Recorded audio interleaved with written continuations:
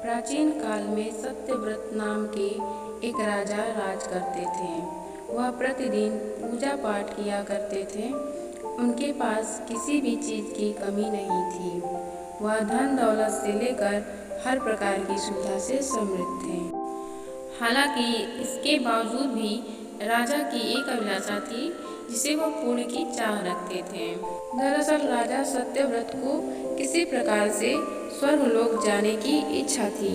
वह अपने जीवन में कम से कम एक बार स्वर्गलोक के सौंदर्य को देखना चाहते थे, लेकिन उन्हें इसका मार्ग नहीं पता था। इधर दूसरी तरफ ऋषि विश्वामित्र अपनी तपस्या के लिए घर से बाहर निकले। चलते चलते वह अपनी कुटिया से काफी आगे चले गए थे। काफी समय बीत गया लेकिन वह नहीं लौटे। इस कारण उनका परिवार भूख और प्यास से तड़प रहा था। राजा सत्यव्रत को जब यह पता चला तो उन्होंने विश्वामित्र के परिवार के पालन पोषण की जिम्मेदारी ले ली। कुछ समय बाद जब मुनिवर लौटे तो वे अपने परिवार को कुशल देख काफी प्रसन्न हुए। उन्होंने पूछा कि उनके अनुपस्थिति में किसने उनकी देखभाल की। इस पर ऋषि के परिवार वालों ने बताया कि राजा ने उनके पालन पोषण की जिम्मेदारी उठाई थी।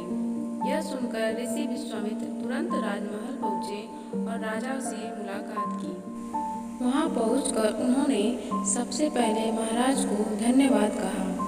इस पर राजा ने ऋषि से अपनी इच्छा पूर्ण होने का आशीर्वाद मांगा। राजा की बात सुनकर ऋषि विश्वामित्र ने कहा, बोलिए महाराज, आपको क्या वरदान चाहिए। तब महाराज ने कहा, हे मुनि, मुझे एक बार स्वर्गलोक के दर्शन करने हैं। कृपया करके मुझे वहां जाने का वरदान दें। राजा की प्रार्थना सुनकर ऋषि विश्वामित्र ने एक ऐसा रास्ता बनाया जो स्वर्गलोक की ओर जाता था। यह देख राजा सत्यव्रत बहुत खुश हुए। वह तुरंत उस रास्ते पर चल पड़े और स्वर्गलोक पहुंच गए। यहाँ पहुंचते ही इंद्रदेव ने उन्हें नीचे धक्का दे दिया, जिसके कारण वो सीधा धरती पर जा गिरे। यह सब देखकर विश्वामित्र गुस्से से आग बबूला हो उठे।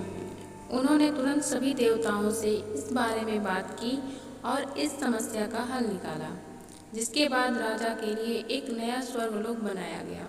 नए स्वर्गलोक को पृथ्वी और देवताओं के स्वर्गलोक के बीचों बीच स्थापित किया गया था, ताकि किसी को परेशानी ना हो। नए स्वर्गलोक से राजा सत्यव्रत तो बहुत खुश हुए, लेकिन विश्वामित्र को एक चिंता लगातार सता रही थी। उन्हें डर था कि नया स्वर्गलोक कहीं जोरदार हवा के कारण गिर न पड़े। अगर ऐसा होगा तो राजा सत्यव्रत दोबारा से धरती पर जा गिरेंगे। काफी सोच विचार के बाद ऋषि विश्वामित्र को एक उपाय सूझा। उन्होंने नए स्वर्गलोक के नीचे एक बहुत लंबा खंभा लगा दिया ताकि उसे सहारा मिल सके। ऐसी मान्यता है कि नए स्वर्गलोक के नीचे लगाया गया खंभा एक विशाल पेड़ के तने के रूप में बदल गया। यही नहीं, कुछ समय पश्चात जब राजा सत्यव्रत की मृत्यु हुई तो उनका सिर एक फल में तब्दील हो गया। तभी से इस खंभे को नारियल का पेड़ कहा जाने लगा, जबकि राजा का सिर नारियल के रूप में जाना गया। यही कारण है कि नारियल का पेड़ इतना लंबा होता है। इस कहानी से क्या सीख मिलती है? कहानी से सीख। इस कहानी से हमें यह सीख मिलती है कि अगर सच्चे मन से किसी की मदद करें तो हमारी हर ख्वाहिश पूरी हो सकती है। आपको आज की ये कहानी कैसी लगी? कमेंट में लिखकर जरूर बताइएगा। यह वीडियो पसंद आया हो तो वीडियो को लाइक और चैनल को सब्सक्राइब जरूर करिएगा।